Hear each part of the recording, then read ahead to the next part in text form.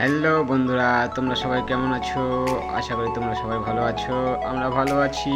আজ আমি বলতে চলেছি আমরা গতকাল সন্ধ্যায় স্পেশাল খাবার খেয়েছি। সেটা হলো আমার খুব পছন্দের খাসির মাংস দিয়ে ঘুগনি, আর সঙ্গে থাকছে সেওই, লুচি। কালকে খুব ইচ্ছে করছিল খাবার, সেই জন্য এই এখানে লুচি ভাজা হচ্ছে।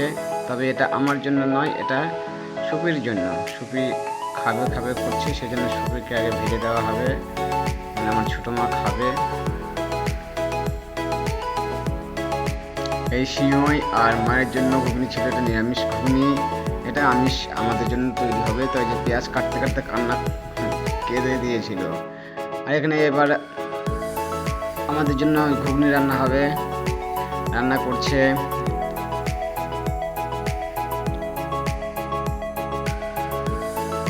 এবার মশলা টশলা দিয়ে